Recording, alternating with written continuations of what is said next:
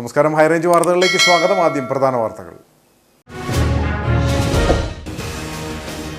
വരൾച്ചയിൽ ഇടുക്കിയിലെ കാർഷിക മേഖലയ്ക്ക് വൻ നാശം സംഭവിച്ചതായി വിദഗ്ധ സംഘം.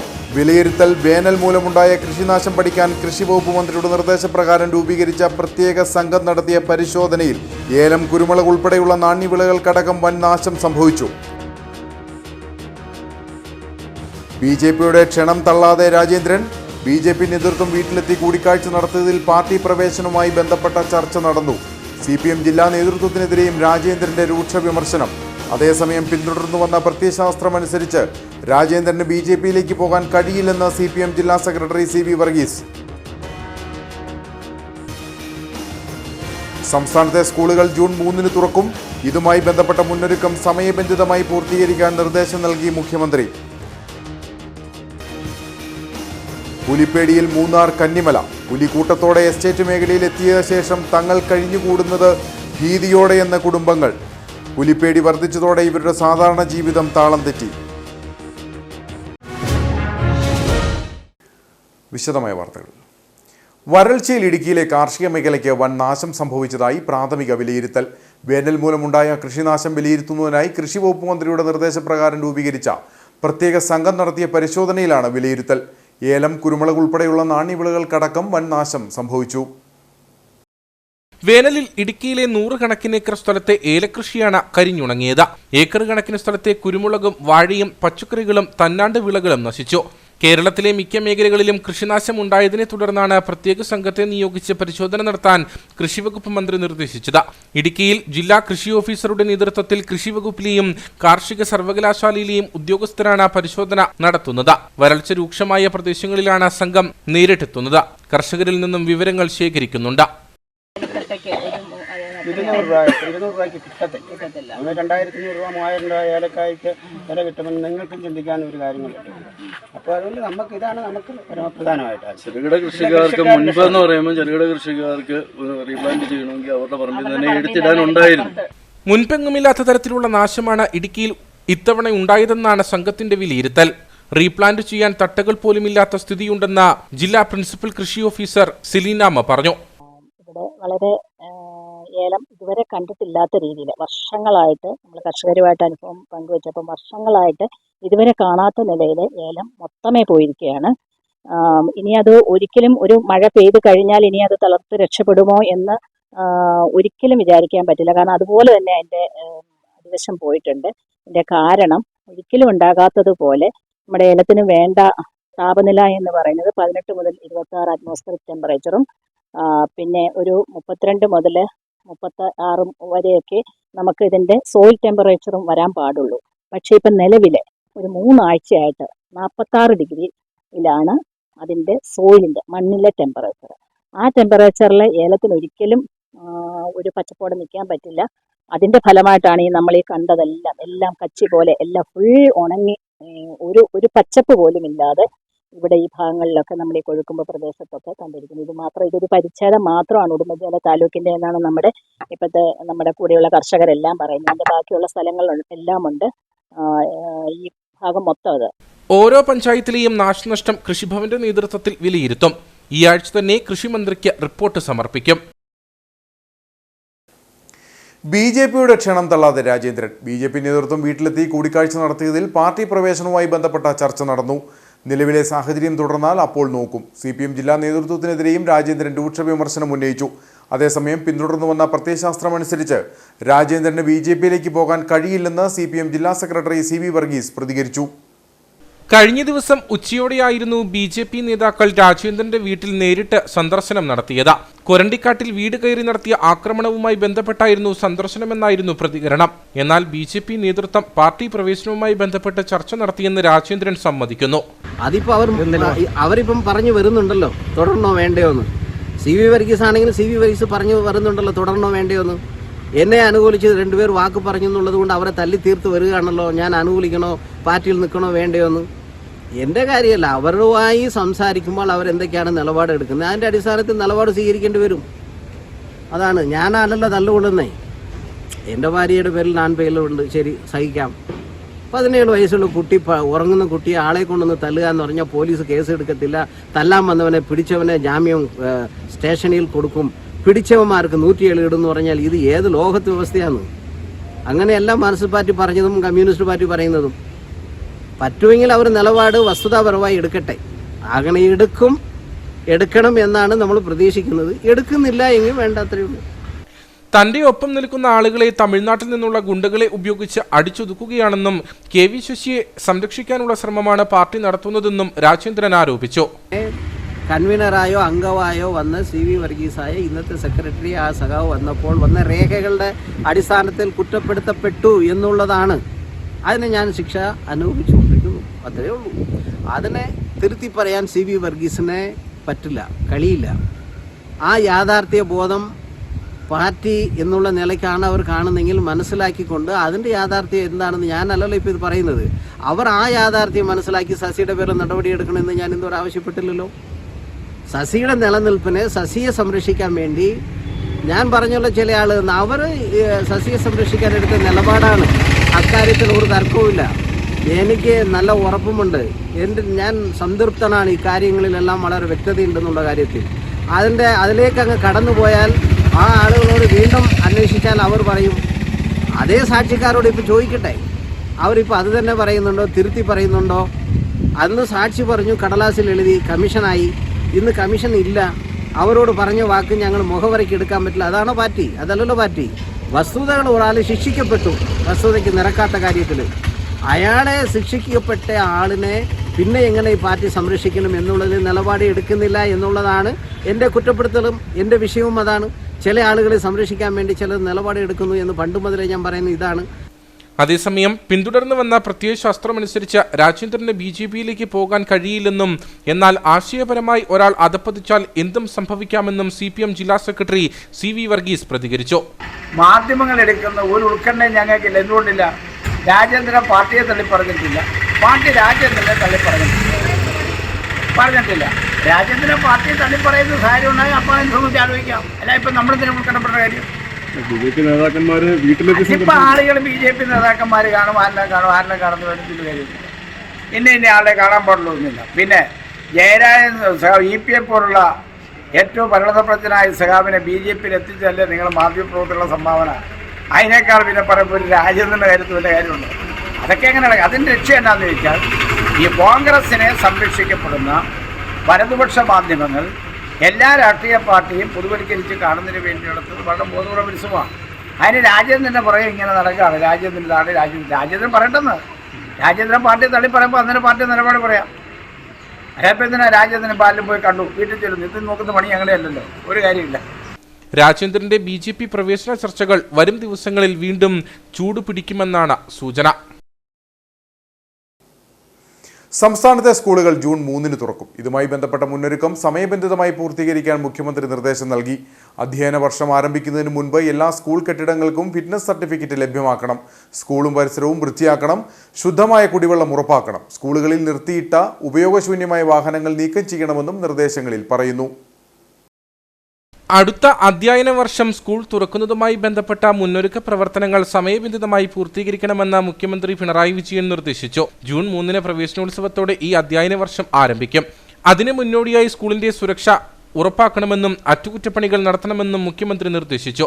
അധ്യയന വർഷം ആരംഭിക്കുന്നതിന് മുൻപ് എല്ലാ സ്കൂൾ കെട്ടിടങ്ങൾക്കും ഫിറ്റ്നസ് സർട്ടിഫിക്കറ്റ് ലഭ്യമാക്കണം. സ്കൂളും പരിസരവും വൃത്തിയാക്കണം. ശുദ്ധമായ കുടിവെള്ളം ഉറപ്പാക്കണം. സ്കൂളുകളിൽ നിർത്തിയിട്ട ഉപയോഗശൂന്യമായ വാഹനങ്ങൾ നീക്കം ചെയ്യണം. ഉപയോഗശൂന്യമായ ഫർണിച്ചർ, മറ്റ് ഉപകരണങ്ങൾ എന്നിവ നീക്കം ചെയ്യുകയോ പ്രത്യേക മുറിയിൽ സൂക്ഷിക്കുകയോ വേണം. സ്കൂൾ പരിസരത്തെ അപകടാവസ്ഥയിലുള്ള മരങ്ങൾ, ബോർഡുകൾ, ഹോർഡിംഗ്സ് എന്നിവ മാറ്റണം. സ്കൂളിലേക്കുള്ള വഴി, പരിസരം എന്നിവിടങ്ങളിലെ അപകടാവസ്ഥയിൽ നിൽക്കുന്ന വൈദ്യുതി പോസ്റ്റുകൾ, വൈദ്യുതി കമ്പികൾ എന്നിവ ഒഴിവാക്കണം. സ്കൂൾ ബസ്സുകൾ, സ്കൂളിൽ കുട്ടികളെ എത്തിക്കുന്ന മറ്റ് സ്വകാര്യ വാഹനങ്ങൾ എന്നിവയുടെ ഫിറ്റ്നസ് പരിശോധിച്ച സർട്ടിഫിക്കറ്റ് ലഭ്യമാക്കണം. ഗോത്ര വിദ്യാർത്ഥികൾക്ക് ഗോത്രഭാഷയിൽ വിദ്യാഭ്യാസം ചെയ്യാൻ അവസരം നൽകുന്നതിനും പിന്തുണ ഉറപ്പാക്കുന്നതിനും നിയമിച്ച മെന്റർ ടീച്ചർമാർ സ്കൂൾ തുറക്കുന്ന ദിവസം തന്നെ എത്തുമെന്ന് ഉറപ്പാക്കണം. എല്ലാ കുട്ടികളും സ്കൂളുകളിൽ എത്തുന്നുവെന്ന് ട്രൈബൽ പ്രൊമോട്ടർമാർ ഉറപ്പാക്കണം. ശുചിത്വ വിദ്യാലയം, ഹരിത വിദ്യാലയം ക്യാമ്പയിൻ നടത്തണം. വസ്ത്രം, പുസ്തകം, ഉച്ചഭക്ഷണം എന്നിവ ഉറപ്പാക്കണം. സ്കൂൾ പരിസരത്ത് ലഹരി പദാർത്ഥങ്ങളുടെ ഉപയോഗവും വിൽപ്പനയും നടക്കുന്നില്ലെന്ന് ഉറപ്പാക്കണം. എക്സൈസ് വകുപ്പും പോലീസും നിശ്ചിത ഇടവേളകളിൽ കടകളും മറ്റും പരിശോധന നടത്തണം. ജില്ലാതല ജനജാഗ്രതാ സമിതി നിശ്ചിത ഇടവേളകളിൽ യോഗം ചേർന്ന് ലഹരി വിരുദ്ധ പ്രവർത്തനങ്ങൾ വിലയിരുത്തണമെന്നും മുഖ്യമന്ത്രി നിർദ്ദേശിച്ചു. പുലിപ്പേടിയിൽ മൂന്നാർ കന്നിമല. പുലിക്കൂട്ടത്തോടെ എസ്റ്റേറ്റ് മേഖലയിൽ എത്തിയ ശേഷം ജീവനിൽ ഭയന്നാണ് തങ്ങൾ കഴിഞ്ഞുകൂടുന്നതെന്ന് കുടുംബങ്ങൾ പറയുന്നു. പുലിപ്പേടി വർദ്ധിച്ചതോടെ ഇവരുടെ സാധാരണ ജീവിതം താളം തെറ്റി. തങ്ങളുടെ ഭീതി അകറ്റണമെന്നാണ് കുടുംബങ്ങളുടെ ആവശ്യം. ഏതാനും ദിവസങ്ങൾക്ക് മുമ്പായിരുന്നു മൂന്നാർ കന്നിമലയിൽ ജനവാസ മേഖലയ്ക്ക് സമീപം 3 പുലികളെ ആളുകൾ കണ്ടെത്തിയത്. തേയിലത്തോട്ടത്തിനരികിലൂടെ നടന്നു പോകുന്ന പുലികളുടെ ദൃശ്യം ആളുകൾ മൊബൈൽ ക്യാമറയിൽ പകർത്തിയിരുന്നു. ഇതിനുശേഷം ഭീതി വർദ്ധിച്ചിരിക്കുന്നതായി പ്രദേശവാസികൾ പറയുന്നു. புலியை நாங்கள் இங்கேருந்து பார்த்துட்டு இருந்தோம். மாடை விரட்டிட்டு போச்சு, எல்லாருமே பார்த்தோம். இப்படி புலி பட்டப்பகல்லையே லாந்தது. நாங்கள் என்ன செய்யறது? நாங்கள் வேலைக்கெல்லாம் போகிறவங்க, வேலைக்கு போகிறவங்களுக்கும் பாதுகாப்பே கிடையாது. எல்லாருமே பார்த்துட்டாங்க. இங்கே ஒன்று நாங்கள், ஆனால் 3 எண்ணம் இருக்குது. எப்படி நாங்கள் இப்படி பகல்லையே வந்து லாந்துச்சுன்னா நாங்கள் விறகுக்கு போவோம், வேலைக்கு அங்கிட்டு இங்கிட்டு போகிறாங்க, எங்களுக்கு பாதுகாப்பே கிடையாது. நாங்கள் எப்படி இங்கே வசிக்கிறது? പുലിപ്പേടി വർദ്ധിച്ചതോടെ ഇവരുടെ സാധാരണ ജീവിതവും താളം തെറ്റി. പകൽ സമയത്ത് പോലും പുറത്തിറങ്ങാൻ ഭയക്കുന്ന സാഹചര്യമുള്ളതായി തൊഴിലാളികൾ പറഞ്ഞു. அந்த தோட்டத்து இதுகளை பராமரித்து தான் நானும் சாப்பிடுவேன். அதே நானும் அந்த தோட்டத்துக்கு இருந்தோம்னா அந்த புலி வந்து பிடிச்சிச்சுன்னா நாளைக்கு வந்து கவர்மெண்ட் வந்து நீ ஏமா அப்படி செஞ்ச இப்படி செஞ்சேன்னு சொல்லுவாங்க. அதனால் நான் ஒரு குழந்தைகளையும் கூட்டிகிட்டு துணைக்கு போவேன். இது உளி போகையில் பிடிச்சுன்னா என்ன செய்ய? எங்களுக்கு உயிருக்கு உத்தரவு வேணும். ஏதோ எங்களுக்கு கம்பெனி விரவெல்லாம் கொடுக்காது. நாங்கள் அன்னாடு பிறக்கி தான் நாங்களாம் எரிப்போம். இதுக்கடுத்து தொட்டடுத்து லயன்ஸு ஆளுக கரெக்டாக 7-7:30க்கெலாம் வேலைக்கு போயிடக்கூடியது. 6 மணிக்கெலாம் வேலைக்கு போயிடுவாங்க. இப்போ புளியை பார்த்ததுலேருந்து 7 மணிக்கு தான் வேலைக்கு போகிறாங்க. அந்த புளியை வந்து சீக்கிரம் எவ்வளோக்குள்ளே பிடிக்க முடியும் அவ்வளோக்குள்ளே பிடிக்க இது நம்ம கேரளா கவர்மெண்ட்டு மேக்சிமம் இதுக்குள்ள முயற்சி பண்ணணும். തോട്ടങ്ങളിൽ അതിരാവിലെ ജോലിക്കിറങ്ങുന്നവരാണ് തൊഴിലാളി കുടുംബങ്ങൾ. ഭയപ്പാടോടെയാണ് തങ്ങളിപ്പോൾ ജോലിക്ക് പോകുന്നതെന്നും തൊഴിലാളികൾ പറയുന്നു. இந்த லயத்தில் பிள்ளைங்க எல்லாருமே இங்கே வந்து விளாட்றாங்க. புடி மேலே வரைக்கும் வருது. இந்த தொழுவு வரைக்கும் வந்து இதான் விரட்டி கொண்டு போய் கீழே போய் அடித்தது. அதனால் பிள்ளைங்க விளாண்டுருக்காங்க. கொஞ்சம் பார்த்து எதையாச்சும் ஒன்று பாதுகாப்பு பண்ணணும். இப்போ வந்து மாடுகள்லாம் இப்போ 1-2ன்னு சொல்லி 20-25 மாடுக்கு மேலே அடிச்சிருச்சு. இதே இது ஆளுகளை அடிக்க ஆரம்பிச்சு அப்படின்னா இங்கே இந்த கன்னிமலை லோவர் டிவிஷனில் யாருமே வாழறதுக்குள்ள முடியாது. ஒரு டைம் அடித்து பார்த்துட்டு வைங்க, அது வாழவே முடியாது. அதனால கவர்மெண்ட்டு எல்லாம் ஒரு தீர்மானம் பண்ணி அந்த புளியை பிடிக்கக்குள்ள ஒரு ஏற்பாடு பண்ணுங்க. ஏன்னா சின்ன பிள்ளைங்க இந்த வந்து கோயிலுக்கு போவாங்க 6 மணிக்கு இங்கே வந்து படுத்துக்கிட்டு അപ്പോൾ யாரை போய் நம்ம என்ன சொல்கிறோன்னு தெரியல. പുലികൾ ലയങ്ങൾക്കരികിൽ വരെ എത്തിയതോടെ വീടുകളിൽ തനിച്ചിരിക്കുന്ന കുഞ്ഞുങ്ങളുടെ കാര്യത്തിലും മാതാപിതാക്കൾക്ക് ആശങ്കയാണ്. അധിക വരുമാനം നൽകിയിരുന്ന പശു വളർത്തൽ പുലി ഭീതി വർദ്ധിച്ചതോടെ പ്രതിസന്ധിയിലായി. പുലികളെ ജനവാസ മേഖലയിൽ നിന്നും മാറ്റി ജനങ്ങളുടെ ഭീതി അകറ്റണമെന്നാണ് കുടുംബങ്ങളുടെ ആവശ്യം. ഇനി HCN വാർത്താ പരമ്പരയായ കുരുക്കഴിയാത്ത കട്ടപ്പന.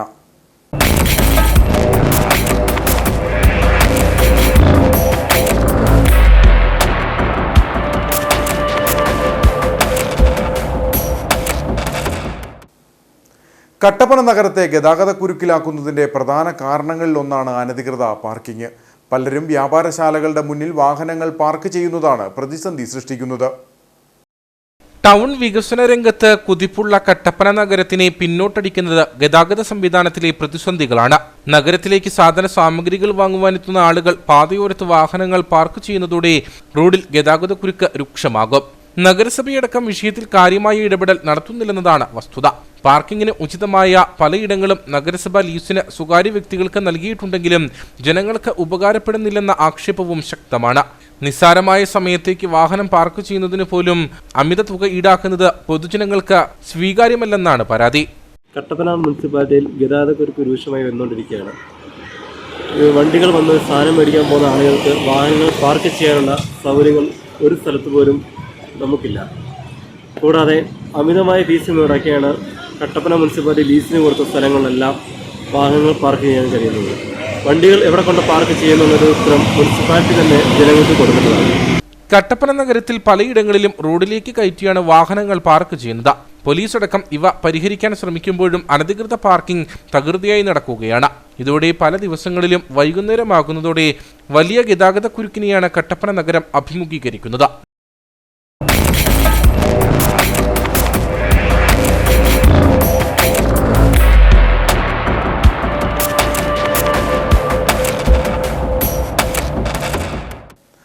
ഒരിടവേളയ്ക്ക് ശേഷം ഹൈറേഞ്ചിൽ തസ്കര ശല്യം രൂക്ഷമാകുന്നു. കട്ടപ്പന വെട്ടിക്കുഴ കവലയിലും നത്തുകല്ലിലുമായി 4 വ്യാപാര സ്ഥാപനങ്ങളിൽ കഴിഞ്ഞ രാത്രി മോഷണം നടന്നു.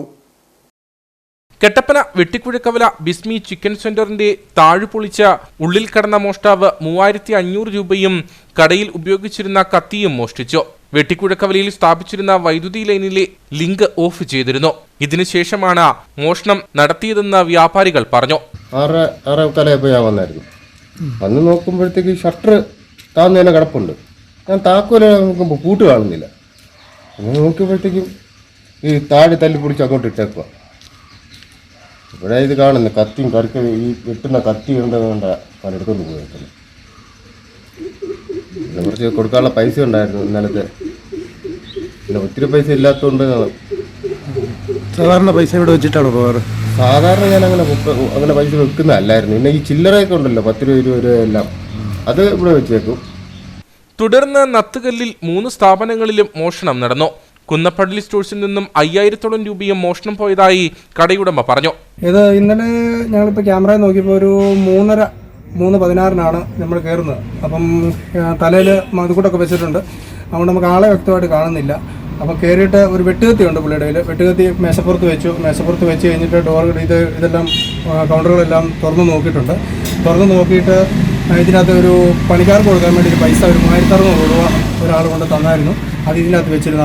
അത് പോയിട്ടുണ്ട്. പിന്നെ ഇതിനകത്ത് 50 100 ആയിട്ട് കുറച്ച് പൈസ ഞാൻ ഇട്ടിട്ടുണ്ടായിരുന്നു. ഒരു 10,000 രൂപയുടെ അടുത്തുണ്ടായിരുന്നു. അതും പോയി. വേറെ സാധനങ്ങളൊന്നും പോയിട്ടില്ല. അത് സെയിം കട അവിടെ മില്ലിലും കയറിയിട്ടുണ്ട്. തൊട്ടിപ്പുറത്തെ പറവോട് കടയിലുണ്ട്, അവിടെയും കയറിയിട്ടുണ്ട്. അവർ രാവിലെ തുറക്കാൻ വന്നപ്പോൾ താഴില്ലാതെ വന്നപ്പം ഞാൻ ഇങ്ങനെ പറഞ്ഞപ്പോഴാണ് ആൾക്കാർ എല്ലാവരും നോക്കുന്നത്. കട്ടപ്പന സ്റ്റേഷനിൽ പരാതി കൊടുത്തിട്ടുണ്ട്. അപ്പം ഇവിടെ ക്യാമറ നോക്കാൻ വന്ന പുള്ളി പറഞ്ഞത് ഇതേ ആൾ തന്നെയാണ് ഇവിടെ നരിയമ്പാറയിലും മേരികുളത്തും എല്ലായിടത്തും കയറിയേക്കുന്ന സെയിം ആൾ തന്നെയാണെന്ന് ആ ക്യാമറ നോക്കാൻ വന്ന ആൾ പറഞ്ഞു. നിർമ്മൽ ഓയിൽ മിൽസ്, പറക്കോട്ടിൽ സ്റ്റോഴ്സ് എന്നീ സ്ഥാപനങ്ങളിലെ താഴുപൊളിച്ച് ഉള്ളിൽ കടന്ന മോഷ്ടാവ് ഡ്രോയിൽ സൂക്ഷിച്ചിരുന്ന പണം മോഷ്ടിച്ചു. വഴിവിളക്കുകൾ ഓഫ് ചെയ്ത ശേഷമാണ് 4 കടകളിലും മോഷണം നടന്നിരിക്കുന്നത്.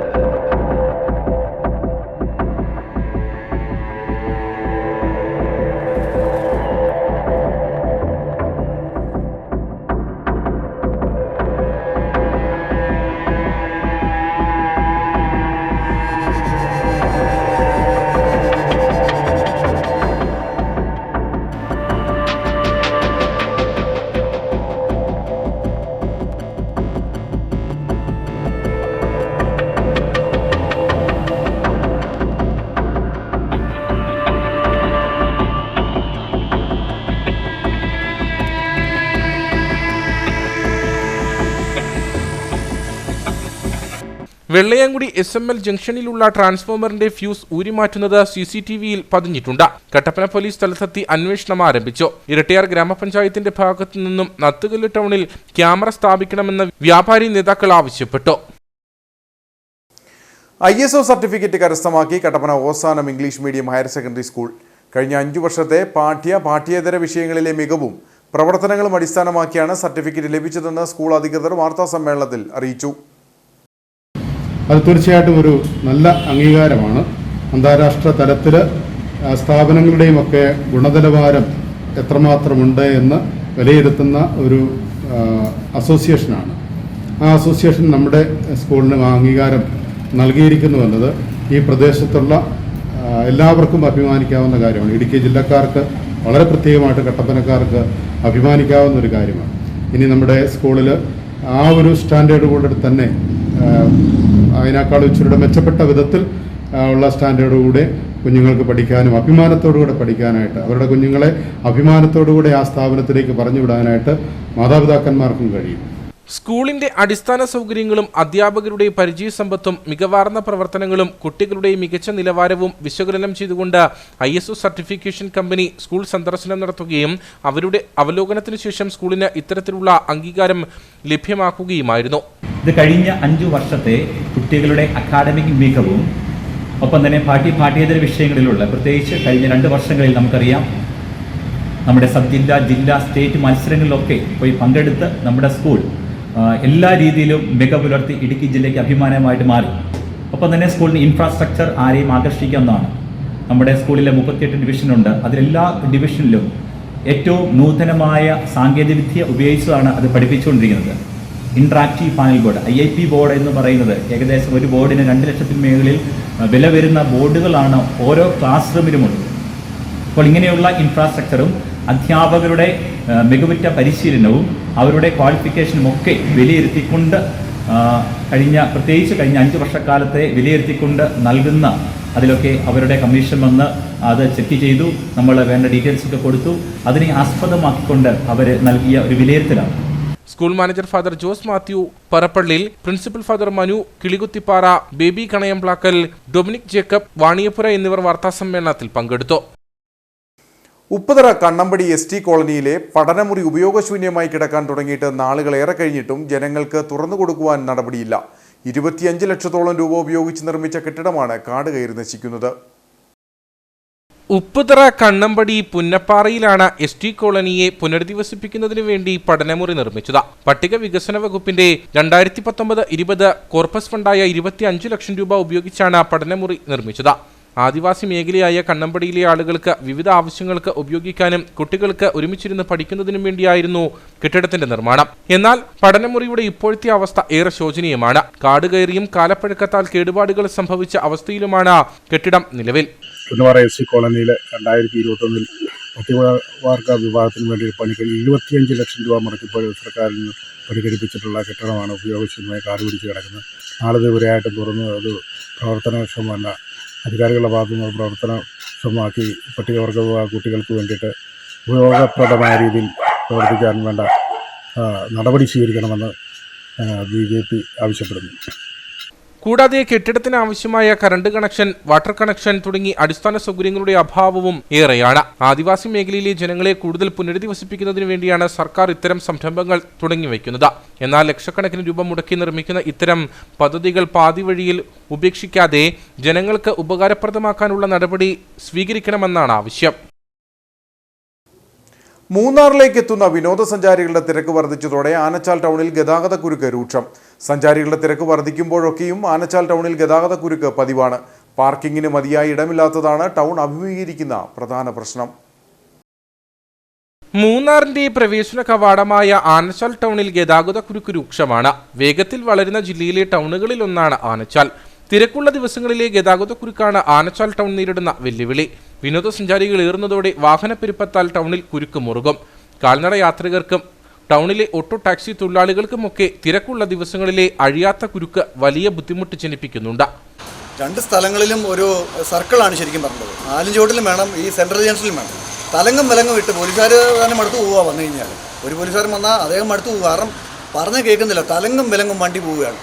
ഒരു കാരണവശാലും 1/2 മണിക്കൂർ 1 മണിക്കൂറാണ് ഇവിടെ 2 ബ്ലോക്ക് ചെയ്യുന്നത്. 8 ജംഗ്ഷനുണ്ട് ഇതിനിടയ്ക്ക് വരുന്നത്. ആനച്ചാലും നല്ല 8 മുക്കെന്നാണ് ശരിക്കും ഇവിടെ പേര് വരേണ്ടത്. കാരണം ആ രീതിയിലാണ് ഇവിടെ ബ്ലോക്ക് വരുന്നത്.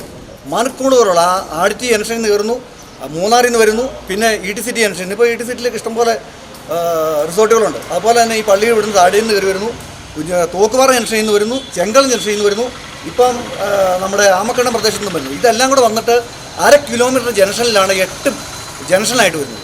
ഇവിടെ 2 ഓരോ സർക്കിൾ വേണം, റോഡിന് വീതി വേണം. ഇത് ക്രമീകരിക്കാൻ ബഹുമാനപ്പെട്ട പോലീസ് അധികാരികൾ പ്രത്യേകിച്ച് ശ്രദ്ധിക്കും. ആനച്ചാൽ ഇരുട്ടുകാനം, ആനച്ചാൽ 2-ാം മൈൽ, ആനച്ചാൽ മുതുവാൻകുടി റോഡുകൾ സംഗമിക്കുന്ന ടൗണിന് മധ്യഭാഗത്ത് പലപ്പോഴും വാഹനയാത്രികർ തമ്മിലുള്ള വാക്കുതർക്കം പതിവാണ്. പാർക്കിങ്ങിന് മതിയായ ഇടമില്ലാത്തതാണ് ടൗൺ അഭിമുഖീകരിക്കുന്ന പ്രധാന പ്രശ്നം. ടൗണിലൂടെ കടന്നു പോകുന്ന ബസ്സുകൾ ആളുകളെ കയറ്റാനും ഇറക്കാനും പാടുപെടുന്നുണ്ട്. പാർക്കിങ്ങിന് ഇടമില്ലാതെ വാഹനങ്ങൾ നിർത്താതെ പോകുന്നത് വ്യാപാരികൾക്കും തിരിച്ചടിയാണ്. തിരക്കേറുന്ന സമയങ്ങളിൽ ടൗണിലെ ഗതാഗതക്കുരുക്ക് കഴിക്കാനുള്ള ഇടപെടൽ ബന്ധപ്പെട്ടവരുടെ ഭാഗത്തു നിന്നുണ്ടാകണമെന്നാണ് ആവശ്യം. ഇരട്ടയാർ സെന്റ് തോമസ് സ്കൂൾ പൂർവ്വ വിദ്യാർത്ഥി മഹാസംഗമത്തിന്റെ ഭാഗമായി വോളിബോൾ ടൂർണമെന്റ് നടന്നു. ഗ്രാമപഞ്ചായത്ത് പ്രസിഡന്റ് ജിഷ ഷാജി ഉദ്ഘാടനം ചെയ്തു. മത്സരത്തിൽ ചേറ്റുകുഴി കളത്തിൽ ബ്രദേഴ്സ് വിജയികളായി. സെപ്റ്റംബർ 18 നടക്കുന്ന ഇരട്ടയാർ സെന്റ് തോമസ് സ്കൂളിലെ പൂർവ്വ വിദ്യാർത്ഥി സംഗമത്തിന്റെ പ്രചരണാർത്ഥമാണ് ടൂർണമെന്റ് സംഘടിപ്പിച്ചത്. സെന്റ് തോമസിന്റെ പൂർവ്വ വിദ്യാർത്ഥികളുടെ സംഗമത്തോടനുബന്ധിച്ച് നടത്തപ്പെടുന്ന ഈ വോളിബോൾ ടൂർണമെന്റ് ഇരട്ടയാർ ജനസമൂഹം ഏറ്റെടുത്തിരിക്കുന്ന ഒരു വലിയ സാക്ഷ്യം ഇവിടെ കാണുക. ഇരട്ടയാറിൻ്റെ സ്പോർട്സ് ചരിത്രത്തെ ഒന്നുകൂടി അനുസ്മരിപ്പിക്കത്തക്ക രീതിയിൽ വാശിയേറിയ മത്സരങ്ങളോട് നടക്കുമ്പോൾ കാണികളായ ഇരട്ടയാർ പ്രദേശവാസികൾ ഒന്നിച്ചേരുമ്പോൾ പൂർവ്വ വിദ്യാർത്ഥികളുടെ ഉചിതമായ തീരുമാനമായിരുന്നു ഇതെന്ന് ഞാൻ കരുതുകയാണ്. സ്കൂൾ ഗ്രൗണ്ടിൽ പ്രത്യേകം തയ്യാറാക്കിയ ഫ്ലഡ് ലൈറ്റ് സ്റ്റേഡിയത്തിൽ നടന്ന മത്സരത്തിൽ 8 ടീമുകൾ പങ്കെടുത്തു.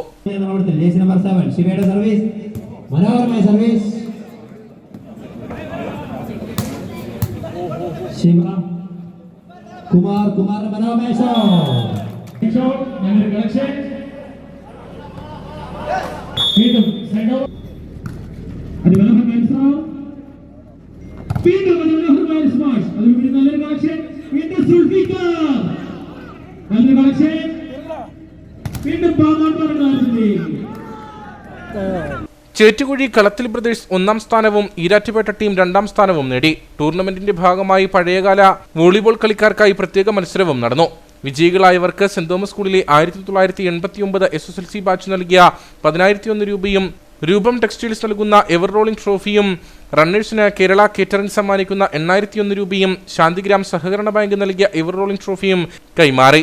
നല്ല സെറ്റർക്ക് റിനി തേനമ്മാക്കൽ, സജി കണയമ്മാക്കൽ എന്നിവർ നൽകിയ 1,001 രൂപയും ട്രോഫിയും നൽകി. മുതിർന്നവരുടെ മത്സരത്തിൽ വിജയിച്ചവർക്ക് ടോമി ജോസഫ് ആലനോലിക്കൽ നൽകിയ 3,000 രൂപയും റണ്ണേഴ്സിന് 2,000 രൂപയും വിതരണം ചെയ്തു. റോണി എബ്രഹാം, ഷാജി AK, ബിബിൻ K രാജു തുടങ്ങിയവർ നേതൃത്വം നൽകി. നിരവധി ആളുകൾ മത്സരം കാണുവാനായി എത്തിയിരുന്നു. അടിമാലി ബസ് സ്റ്റാൻഡ് പരിസരത്ത് തമ്മിലടിയും കയ്യാങ്കളിയും പതിവാകുന്നു. ബസ് സ്റ്റാൻഡിൽ പോലീസ് ഔട്ട് പോസ്റ്റ് പ്രവർത്തിക്കുന്നുവെങ്കിലും കയ്യാങ്കളി നടക്കുമ്പോൾ പലപ്പോഴും പോലീസിന്റെ സാന്നിധ്യം ഉണ്ടാകാറില്ലെന്നാണ് ആക്ഷേപം. സ്ത്രീകളും കുട്ടികളുമൊക്കെ നോക്കി നിൽക്കെയാണ് പലപ്പോഴും കയ്യാങ്കളിയും അസഭ്യവർഷവുമൊക്കെ നടക്കാറ്. എല്ലായ്പ്പോഴും യാത്രക്കാരുടെ തിരക്കുള്ള ഇടമാണ് അടിമാലി ബസ് സ്റ്റാൻഡ്. ഈ ബസ് സ്റ്റാൻഡ് പരിസരത്താണ് തമ്മിലടിയും കയ്യാങ്കളിയും ഒക്കെ പതിവായിട്ടുള്ളത്. വാക്കുതർക്കം പലപ്പോഴും കയ്യാങ്കളിയിലേക്ക് നീങ്ങുകയാണ് ചെയ്യുന്നത്. കഴിഞ്ഞ ദിവസങ്ങളിലും ബസ് സ്റ്റാൻഡ് പരിസരത്ത് ഇത്തരത്തിൽ കൂട്ടം ചേർന്നുള്ള കയ്യാങ്കളി നടന്നു.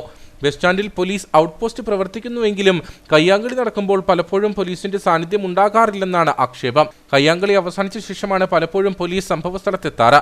യാത്രക്കാർ നോക്കി നിൽക്കെയാണ് പലപ്പോഴും ഇത്തരം പ്രശ്നങ്ങൾ ഉണ്ടാകുന്നത്. ഇത് സ്ത്രീകൾക്കും കുട്ടികൾക്കുമൊക്കെ വലിയ ബുദ്ധിമുട്ട് സൃഷ്ടിക്കുന്നു. മദ്യപരുടെ സാന്നിധ്യം ബസ് സ്റ്റാൻഡ് പരിസരത്ത് വർദ്ധിച്ചിട്ടുണ്ട്. വൺ വേ ആയി ക്രമീകരിച്ചിട്ടുള്ള ബസ് സ്റ്റാൻഡ് റോഡിലൂടെ വാഹനങ്ങൾ തലങ്ങും വിലങ്ങും പായുന്ന സ്ഥിതിയുണ്ട്. അനധികൃത പാർക്കിങ്ങും തോന്നും പോലെ നടക്കുന്നു. ഇക്കാര്യങ്ങളിലൊന്നും പോലീസ് വേണ്ട വിധം ഇടപെടൽ നടത്തുന്നില്ലെന്നാണ് ആക്ഷേപം. മുമ്പൊരിക്കൽ ബസ് സ്റ്റാൻഡ് പരിസരത്തുണ്ടായ കയ്യാങ്കളിയിൽ ഒരാൾ കൊല്ലപ്പെടുന്ന സാഹചര്യമുണ്ടായിരുന്നു. സംഭവസ്ഥലത്ത് പോലീസിന്റെ സാന്നിധ്യം ഉണ്ടായില്ലെന്ന ആരോപണം ഉയർന്ന ശേഷമായിരുന്നു ഔട്ട് പോസ്റ്റിന്റെ പ്രവർത്തനം കൂടുതൽ കാര്യക്ഷമമായത്. ഔട്ട് പോസ്റ്റ് പ്രവർത്തിക്കുന്നുവെങ്കിലും നടക്കുന്ന കയ്യാങ്കളിയും അസഭ്യവർഷവും പലപ്പോഴും പോലീസ് അറിയാതെ പോകുന്നുവെന്നാണ് ആക്ഷേപം. ഇനി നേർക്കാഴ്ചയിലേക്ക്.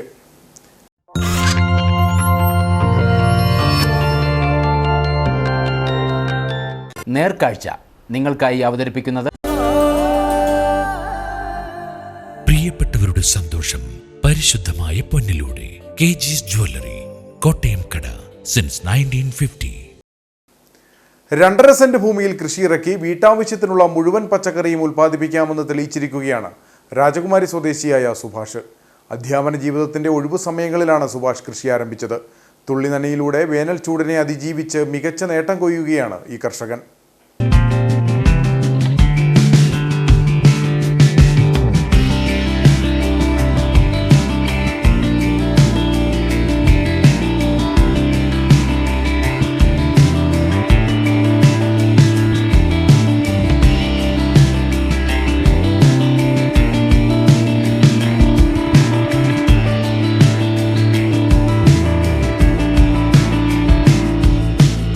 വീട്ടിലേക്ക് വിഷരഹിത പച്ചക്കറി ലഭ്യമാക്കുക എന്ന ലക്ഷ്യത്തോടെയാണ് രാജകുമാരി ഗവൺമെന്റ് വൊക്കേഷണൽ ഹയർ സെക്കൻഡറി സ്കൂളിലെ അധ്യാപകനായ N. സുഭാഷ് കൃഷി ആരംഭിച്ചത്. 8 വ്യത്യസ്ത ഇനം ചീരകളും പയറും തക്കാളിയും വെണ്ടയും വെള്ളരിയും വഴുതനയുമെല്ലാം ഈ 2.5 സെന്റിലെ കൃഷിയിടത്തിലുണ്ട്. നിലവിൽ അയൽ വീടുകളിലേക്കും വിഷരഹിത പച്ചക്കറി നൽകാനാവുന്നു. കൂടാതെ നമുക്കൊരു നാടൻ ഇനം പശുവുണ്ട്, വെച്ചൂര്. അപ്പോൾ അതിൻ്റെ ചാണകവും കിട്ടും, ഗോമൂത്രം കിട്ടും. പിന്നെ നമ്മൾ വേസ്റ്റ് ഡീകമ്പോസർ നന്നായിട്ട് കൾച്ചർ ചെയ്ത് ഡ്രഞ്ച് ചെയ്യുന്നുണ്ട്. അതുകൊണ്ട് നമുക്ക് ചെടികൾക്ക് നല്ല വളർച്ചയും കാര്യങ്ങളൊക്കെ നന്നായിട്ട് കിട്ടുന്നുണ്ട്. പിന്നെ നമ്മൾ ഇതിൻ്റെ പരിപാലന മുറകളെന്ന് പറഞ്ഞാൽ ഇത് നനയാണൊരു ബുദ്ധിമുട്ടായിട്ട് നമുക്ക് ആദ്യം ഫീൽ ചെയ്തത്. അതുകൊണ്ട് തന്നെ നമ്മൾ ഇതിനകത്ത് ഡ്രിപ്പ് ഇറിഗേഷൻ സിസ്റ്റം, നമ്മൾ എല്ലാ യൂണിറ്റിനും ഡ്രിപ്പ് നമ്മൾ ആഡ് ചെയ്തു. അതുപോലെ തന്നെ ഇതിനകത്ത് മിസ്റ്റ് അത്യാവശ്യം ആഡ് ചെയ്തിട്ടുണ്ട്. അതുകൊണ്ട് തന്നെ ചെടികൾക്ക് നല്ല വളർച്ചയും നല്ല വിളവും ലഭിച്ചു തുടങ്ങിയിട്ടുണ്ട്. തുള്ളി നനയിലൂടെയാണ് ഇത്തവണത്തെ കടുത്ത വേനലിനെ അതിജീവിച്ചത്. അടുത്ത തവണ കൃഷി കൂടുതൽ സ്ഥലത്തേക്ക് വ്യാപിപ്പിച്ച വിഷരഹിത പച്ചക്കറി ഉൽപ്പാദിപ്പിക്കാനാണ് ഈ അധ്യാപകൻ ലക്ഷ്യം വെക്കുന്നത്.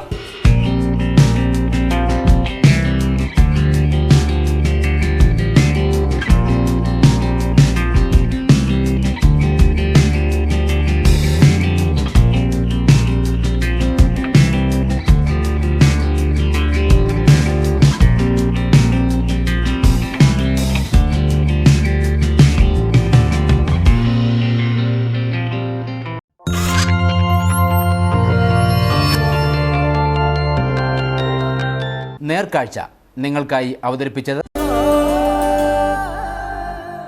പ്രിയപ്പെട്ടവരുടെ സന്തോഷം പരിശുദ്ധമായ പൊന്നിലൂടെ കെജിസ് ജ്വല്ലറി, കോട്ടയം കട, സിൻസ് 1950. ഇനി കമ്പോളം.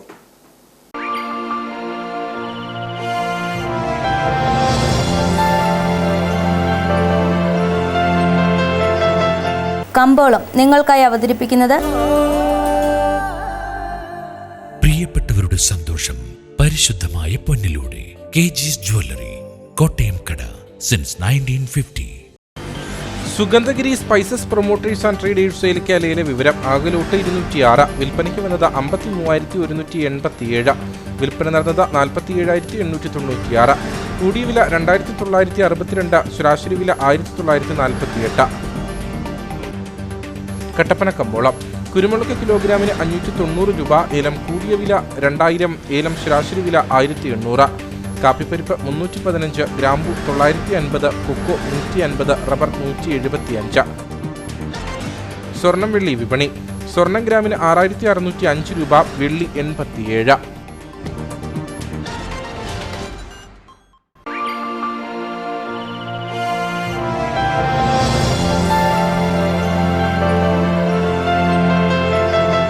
കമ്പോളം നിങ്ങൾക്കായി അവതരിപ്പിച്ചത് പ്രിയപ്പെട്ടവരുടെ സന്തോഷം പരിശുദ്ധമായ പൊന്നിലൂടെ കെജിസ് ജ്വല്ലറി, കോട്ടയം കട, സിൻസ് 1950. പ്രധാന വാർത്തകൾ ഒരിക്കൽ കൂടി.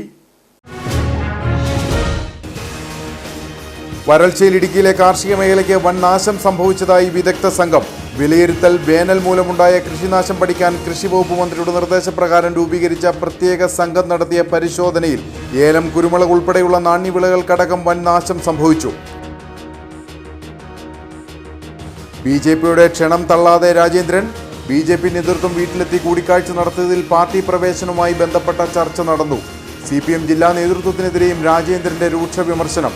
അതേസമയം പിന്തുടർന്നു വന്ന പ്രത്യയശാസ്ത്രമനുസരിച്ച് രാജേന്ദ്രന് ബി.ജെ.പിയിലേക്ക് പോകാൻ കഴിയില്ലെന്ന് CPM ജില്ലാ സെക്രട്ടറി CV വർഗീസ്.